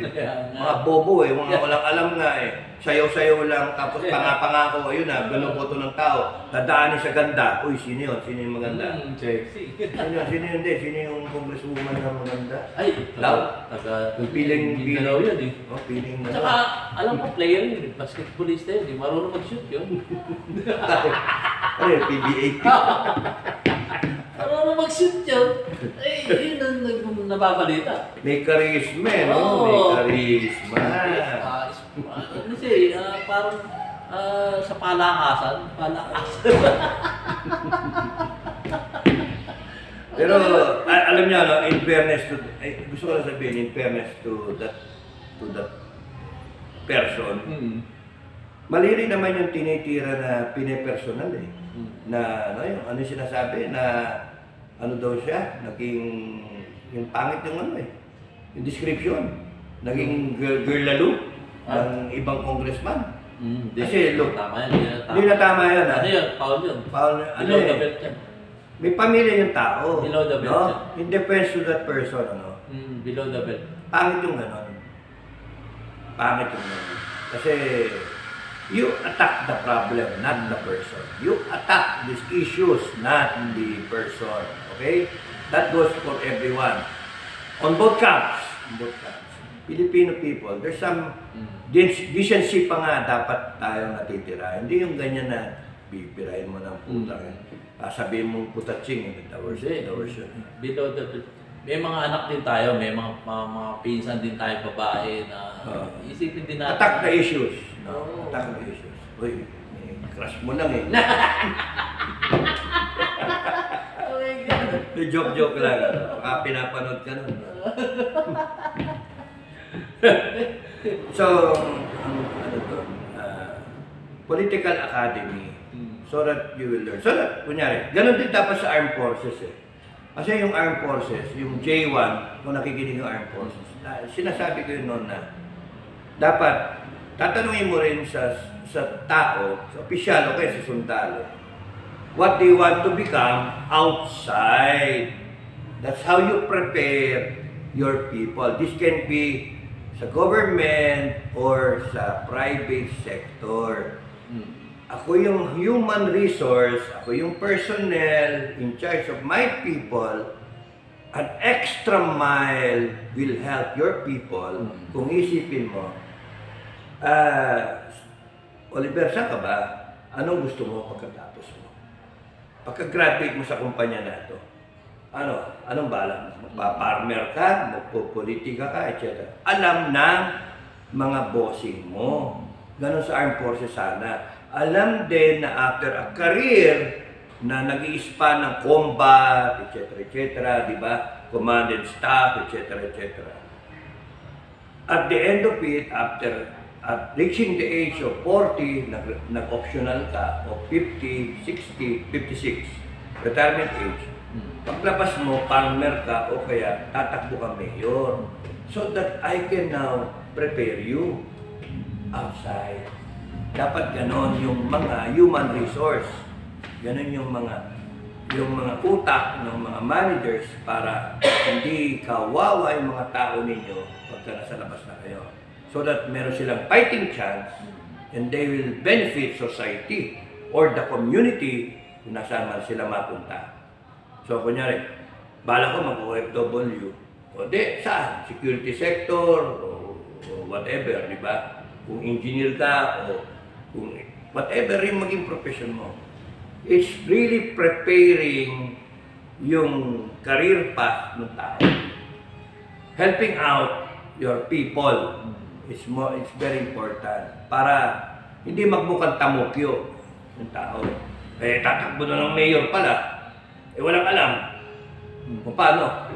Pero sa totoo lang, Sir Dado, yung OFW, ayaw naman nilang ng ibang bansa. Sino ba naman tao na maging ibang bansa ka kung malaki sweldo doon? Kung meron ng opportunity dito sa Pilipinas na trabaho, bakit pa ako alis ng Pilipinas? Ang hard reality kasi, hanggang hindi nagkakaroon ng competitive na trabaho dito sa atin, laging may lalabas at lalabas. So, isipin mo, sweldo ka ng $2,000 doon, dito, magkano sweldoin mo? Same as ng halimbawa, yung taga-Visayas ako. Tapos, nakita ko, ang trabaho talaga naman dito, sinisiksik sa Maynila, yung trabaho. Yung mga nasa probinsya, mas malaki ang sweldo doon. Dito kasi sa probinsya, magsasaka ako, ang sweldo ko, ganito lang. So, luluwas ako ng Maynila, ngayon, nagsiksika na sa Maynila. Dahil problema. Imbis na yung sa probinsya, iniisip yung mga opisyalis ng gobyerno natin, uy, maglagay tayo ng mamumuhunan doon. Huwag na dito tayo tumutok sa Makati, sa Manila, Paranaque, maano na ngayon yun. Taguig, umaasenso na yun. Bakit hindi natin itapon sa probinsya? Oo nga. Di ba? Doon. Kasi walang opportunity. Pero kung nandun yung opportunity, ang dapat set up nga natin, oy, kasama yan doon sa panaginip ko. Ano? Ang tawag dito. Philippines, tapos nun merong Federal State of Luzon, Yun, Visayas, Mindanao. Yun ang yun yung setup. Hanep, ganda sa pakinggan, no? Federal State of Luzon, Visayas, Mindanao. Tapos may tatlong head. May head sa Luzon, may head sa Visayas, may head sa Mindanao, may overall federal leader. Kung tatawagin mong presidente o may vice president siya, tatlo. Luzon, Visayas, Mindanao. Mag-away-away yan, o kundi kaya prime minister, kung parliament, hindi umabot yung panaginip kung hanggang saan. Kung basta ang setup, gano'n. Luzon, Visayas, Mindanao, may separate na kanya-kanya, to each zone. Pero as a country, Luzon. Tsaka na tayo mag-break down into more federal provinces, kunyari. Pero as a federal state, Luzon, Visayas, Mindanao. So may iwasan yung mga ano na yan. And then, kaya nilang i-chart yung kanya-kanya. Yun nga ang point ko dun eh. Pwede ka mag-desisyon sa Luzon. Kahit tayo, magpapasen tayo, Visayas, tayo. Pasensya na magulo kasi hindi ko tala yung sinulat ko eh. Kasi inassign ko may mga the way na, ang ginawa ko para matanda akong marami, naisip kong ganyan, then sulat ako, sulat. Para matanda. Para pagka nabasa ko siya, isipin ko, COMELEC, yung COMELEC, no politicians, walang tatakbo na politician, nagkagastos ka, it will be against law. Sa law.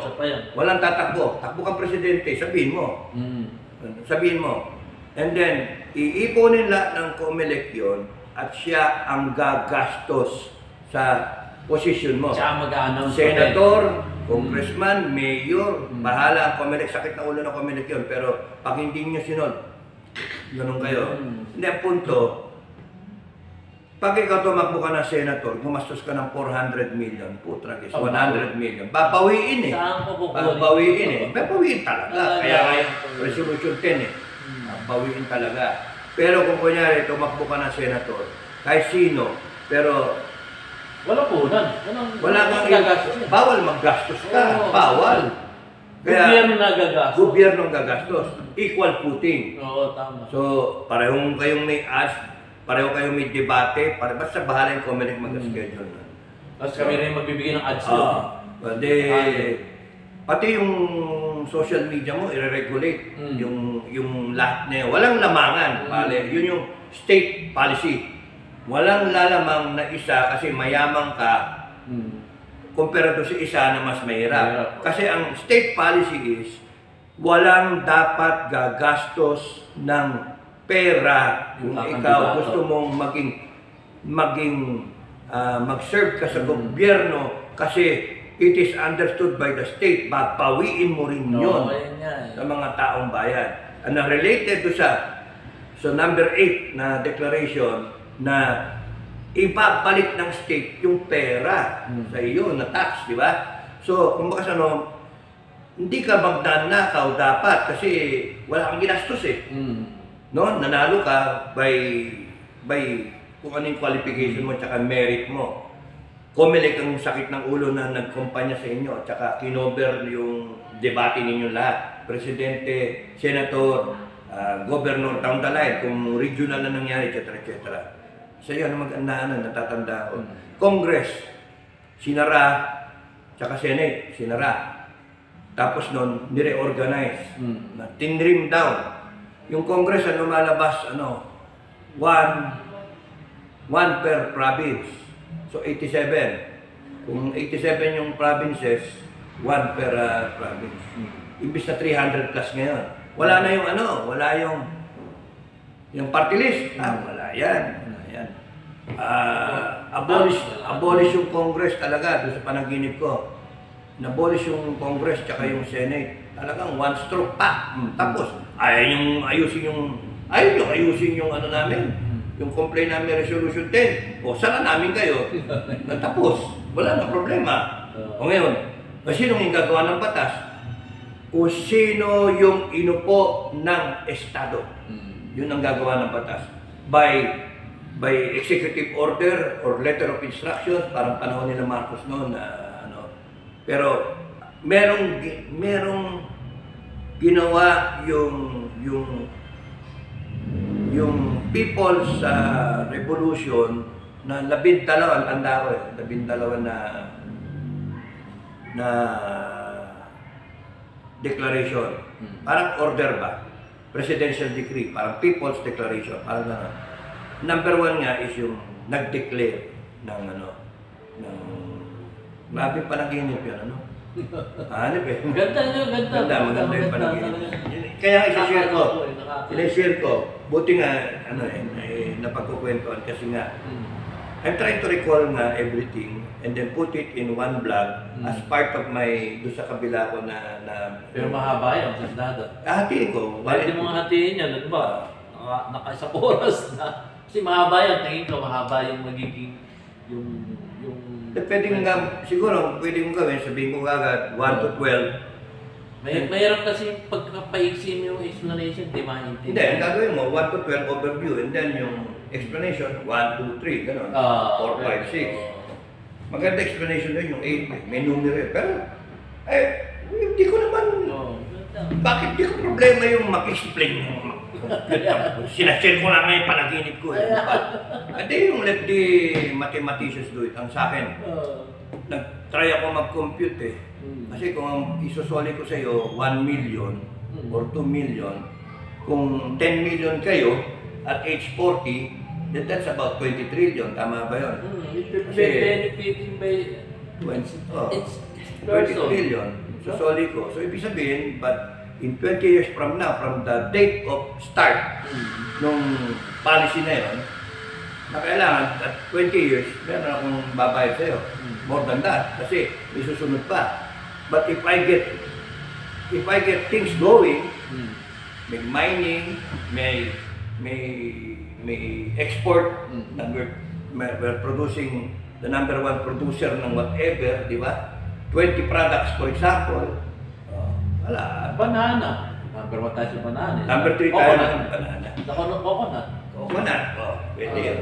Tapos, hindi naman po pwede mining. Maraming pwede natin produce. So, it's just a matter of... Pineapple. Ang dami rin yan. Sa Mindanao, ang dami taniman ng pineapple. kaya high value. Kunyari spices, ganun ba. So, it's just a matter of sitting down with the right people. Okay, educate me. Educate me. Ito yung gusto kong mangyari. O, ito yung, kung sino gusto mag-lead ng natin, bansa natin. Upo ka, like the right people in front of you, you ask the right questions. Okay. Ang problema ko ganito eh, kinakailangan kong kumita yung bansa natin. Ganon. So, may appreciation kayo kung saan kumukuha ng pagkain yung continent ng US, ng South America, etc. Tapos saan ang gagaling lahat ng pagkain. So once you factor that all in, then you can now say, ano ang strength natin? Ano yung pwede natin gawin? So, doon tayo. Diba? So far, ang ginagawa natin, nag-export tayo ng tao, OFW. Which is one reason, thank you sa mga OFW natin, ng mga mga hero natin. Hindi babagsak ang Pilipinas sa totoo lang. Dahil sa OFW natin. Yan ang bumubuhay sa atin. Kinakailangan lang suklian ng gobyerno ang OFW natin. Yun yung dapat na after working away and then nung delikado pa yung mga buhay nila at harm's way sila at saka away from their families, malungkot, they find ang tawag dito, contentment na sila magkakasama sa area nila. Dapat yung Estado, sinusuklian sila ng magandang gobyerno. Yun ang natiintindihan ni Tatay Digong noon. Kaya siya, palagi siyang lumuluwas na ibang bansa. Kasi nag-upload, hindi lulubog yung bansa natin because we have OFWs to begin with. Now, dapat hindi ang naging mali ng mga politiko natin. Nakaasa tayo sa OFW pero wala namang ginagawa para sa OFW. Walang balik sa mga OFW. Walang balik eh. So dapat nga kung babalik mo yung Kaya nga yung declaration number 8. 8 nga bumabalik, di ba? Infinity. Infinity. So kung ano may nakuha sa iyo, ibalik sa iyo. Oo. Kaya nga lang kung 20 years, every 20 years. Kaya pasensya na, pero walang interes eh. Pero, nakikinabang na yung buong bansa. Isipin mo, binalik sa iyo yung kinuha mo. Samantalang, ilan tayo ngayon nagbayad ng taxes? Ilang taon ka na? Ilang taon na ako? Wala namang bumalik. So yung suya tayo, sinong meron? Politiko. Senator, congressmen, mayors, governors, even barangay captain, sila ang meron. Alis na tayo mga anak mo. Hindi, nag-high sa iyo. Maraming lakad din yung mga Tao dito sa bahay ko. So yun yung we have to sakit ng ulo ng Pilipinas. Ay, so, totoo yan. Tayo nga itong edad natin to, dapat tayo sitting pretty na eh. Totoo sin eh. Tayo pa yung problema para ipaliwanag sa taong bayan dapat na gawin para susubukan mo. Yun ang medyo Di ba maganda yun, yun yung walang gagastos na politiko. Comelec. Ay, maganda yun. Maganda talaga yun. Hanip yun eh. Ganda. Hanip yun eh, tama yan eh. Alam ko na, i-vlog mo na yun eh. Parang napanood ko na yun. Hindi pa. Hindi pa ba? Hindi pa. Siguro in passing na idea, pero yung ngayon, sinasabi ko, lahat yun eh, in one bagsak na panaginip eh. Na hindi ko nga ma-recall yung detalye, sayang eh. Kasi nga yung aso, bigla akong dumilagi lang ngayon, pinasok yung gila dito sa tenga ko eh, nagising ako bigla eh. Sira, yung loko-loko yung mga aso eh. Kaya pagkagutom na yun eh, nagising ako bigla. That's why, nung nire-recover ko pa yung sarili ko na bumalik ako dun sa scenario na yan. Scenario. Hindi ko gusto ko maalala nga kung sino yung mga military dun eh. Meron panaginip na gusto mong balik ako. Wala, hindi ko alam. Hindi naman balik. Ako nga, may chicks akong sabi ko, may chicks akong katabi. Tulog ako, hindi na ako. Ako nung bumalik ako eh, hindi nahubo eh. Nagbihis na eh. Joke. Joke lang. Hindi nahubo eh. Nagbihis na eh. Binabalikan ko. Pagbalik ko eh, parang, ba't ka bihis ka na? Papayag Ang tagal mo. Papayag na eh. Gago. Parang kulang ka sa Nakitigan na ito yung guys kasi naging seryoso na kami. Infinity na nga yung pinag-uusapan namin. Pero maganda yun guys. Infinity na yung sinasabi ni Sir Dato yung number 8 ko yun eh. Kaya declaration number 8. So hopefully managinip pa si Sir Dato sa... Yung yung 10 nga, parang panapat sa yun eh, resolution 10. Number 10 Oo, resolution 10. Parang, number 2, una, yung declaration ng ng revolution, People's Revolution. Number 2, death penalty kaagad eh. Number 3, yung whole departure order ng politiko. Kasi ibabangga yung nila. Lahat ng assets nila, titignan yung SALN, tapos yung kita, lahat yun ibabangga. Tapos pagka hindi mo ma-explain, balik sa estado. yung asset. Yung sinasabi mo. Ay, kaya nga, number 2. Sorry dun sa iba, pero ganyan lang talaga. Panindigan nyo yung ginawa nyong pangunguha ng pera ng taong bayan. Kasi masahod pa sa Pero siyempre, yung mga tinatatamaan dyan, magagalit sa akin na, ako naman, ano ba kasalanan ko eh, pinapakita ko lang yung panaginip ko. Managinip din kayo. magagalit sila kung yun yung ginagawa nila. Ano magagalit sila kung yun yung totoong ginagawa nila. Na sila yung kurakot sa gobyerno. Ano eh, kung ang ganda nga sana isipin, ang linis ng Pilipinas noon kasi wala ka, walang matitirang kurakot. Wala. Kailan mo sisimulan sa dado yung kahit na hindi pa kompleto yung panaginip mo yun, yung explanation para makuha ng ating... Ano yan? Siguro, baka bukas may vlog ko yun. Oo. Ano na yun? Sa whiteboard eh. Sa whiteboard.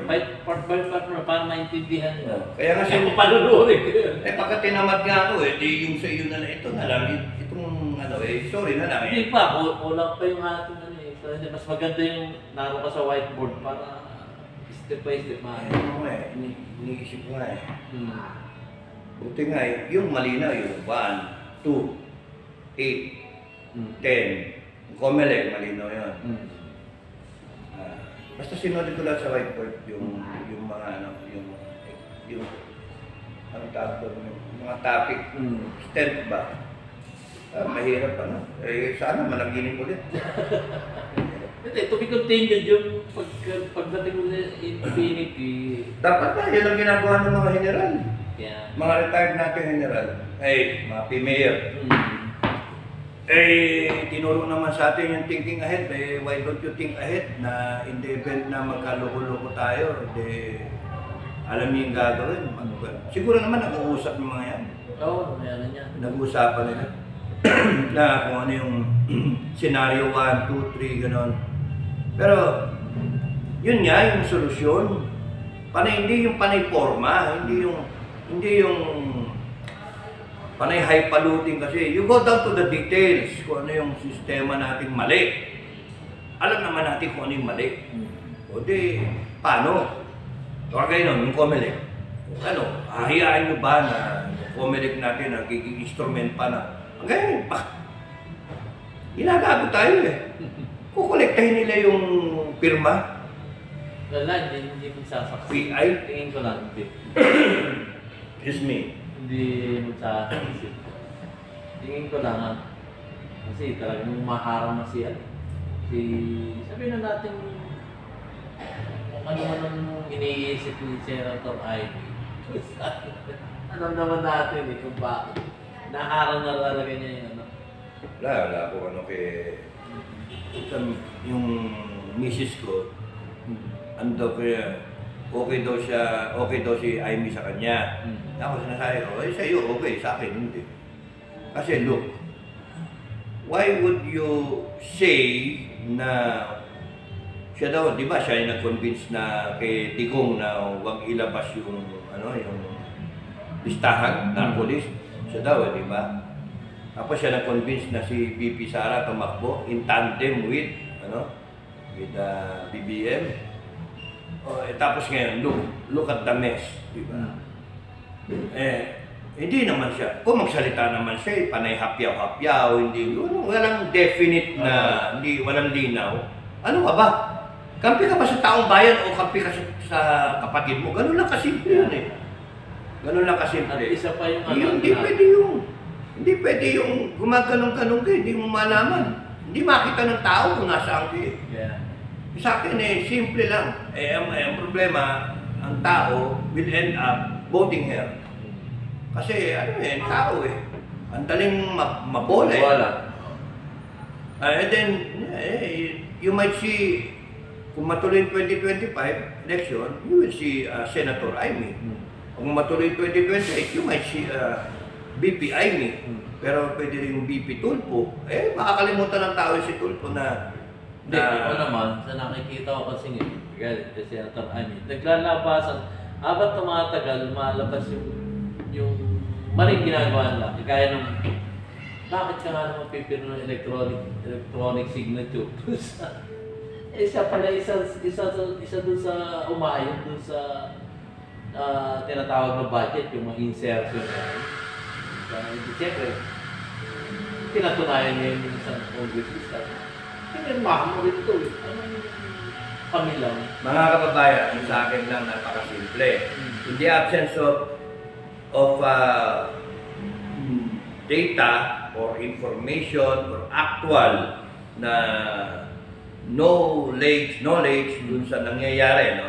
Hindi natin alam yung mas transpiring between Aimee and Digong o kaya Sara, di ba? Hindi natin alam. Hindi natin alam yung Aimee and kapatid niya, BBM, or Aimee yung kapwa senators niya or congressmen, etc. Sa akin, in the absence of all that, what was said, simple lang sa akin. Member sila ng Senate ngayon, Resolution 10. Lahat sila may problema, lahat sila. Senators at saka congressmen, lahat sila may problema. Simple lang ang standard ko. Hindi nyo kinwestiyon ang Senate Resolution number 10. number 10, Joint Resolution number 10, may problema kayo sa taong bayan. Lahat sila. So, malungkot ako na si Pato, o kaya si Bongo, si Robin, lahat sila. Portoling. Excuse me. Sayang. Lahat sila may problema sa akin. I cannot trust them. Inyo. Sorry sa inyo. I cannot Excuse me, kayo dapat ang nagde-defend sa mga tao. Pero, resolution 10 simple. Dami yung pinag-usapan. Wala. Doon lumalabas na kinain ng sistema, kaya nga ayaw maging senador. Kung kaya si Tulfo, inimbestigahan yung PCSO. Yun nga, isa pa yun. What happened? Wala. Kaya nga, again, in the absence of ano ba nangyari, meron bang 1 billion na sinasabi na tsaka yung 400M na sinasabi ko ano naman, doon sa isa. Well, hindi natin alam, we have no proof, di ba? Pero, again, bottom line, member kayo na Senate ngayon, Resolution 10. Yun nga. Yun lang, hindi nyo ayusin di ba? Isang question. Every month, liquidation na walang resibo. And for me, offension. Offension sa akin. Sasabihin nila sila honorable, majestic. Magkano natatanggap? Alam mo ba magkano natatanggap ng isang senator sa kada buwan? 200 million. Hindi, isang buwan. Isang buwan ba? Isang buwan, magkano? How much does a senator receive in 1 month? Meron bang 20M? 40M? Wala. Ha? Wala. 10M? Yung sweldo nila? Lahat, MOE. 300,000 sweldo. 300,000 sweldo. O, MOE. Yung MOE, resibo nga. Walang resibo Wala. May extraordinary pa. Di ba may lumilitaw pang extraordinary? Oo nga O, paano? Naalaman ko lang yun kay Atty. Harry Roque. Pucha, may extraordinary pa pala sila. Imagine, ang daming ang daming na pera. Pahingi. Ang masakit doon, hypothetically, meron ka 10M in a month, in a year, 120 million. Wala pa doon yung mga ibang benefits naman. 120 million. 6 na taon, magkano? 120 times 6. 6 times 2, 12, 6 times 1, 6, 7. 720 million. Tapos tatakbo ka, second term. Almost 1 billion. O may 1 billion ka. Oo. Nako. Kaya nga, yung pangalawang takbo mo maganda. Kasi kilala ka na Hindi mo na kinakailangan gumastos ng ganun malaki. At marami pang mag-donate doon. Yung mga donation niya. Kasi nakukuha nila yung paglabi sa'yo So, magkano naman yung... Kaya nga tapos ang daming tumatakbo. Kaya nga yung lintik na yan talaga. Paano mo ayusin yun? Wala. Nakakalungkot na bansa. Yun. Kaya nga, hindi pwede na people power na now. It will not prosper, manalo man ng people power now, and you still don't know what is happening and what is the problem, and more, what is the solution. You may know the problem, but you don't know the solution. May mga nag-comment sa akin sa vlog ko, Hindi mo naman alam yung solusyon eh. Ginanon ako. Dinilit ko. Gago. Mga Pilipinong gago eh. Nagmamarunong-runungan na hindi wala nang alam. Kaya nga eh, yun ang hirap sa atin eh. Yun nga, gumawa din kayo ng vlog kung alam niyo yung solusyon. Kukontra lang kayo, mag-vlog din kayo. Hindi yung magsisingit kayo, magko-comment kayo, pretending to know, alam ninyo lahat. Eh wala naman kami sinasabi na alam namin lahat. Sinasabi lang namin na pag-usapan namin, ano ba yung problema talaga? Ano ba yung solusyon? Na hindi nga namin sinasuggest na gawin yung solusyon. Para sa amin, yun yung pananaw namin, yun ang solusyon. Kami nagsusuri. Wala kayong walang mangyayari sa Pilipinas naman talaga pagka ganyan tayong watak-watak na kanya-kanya tayo. Pero I think yung mga ganun tao, mga pakawala yun. Oh. Pakawala yan. Eh yun nga, ganun pa rin. Nagugulo.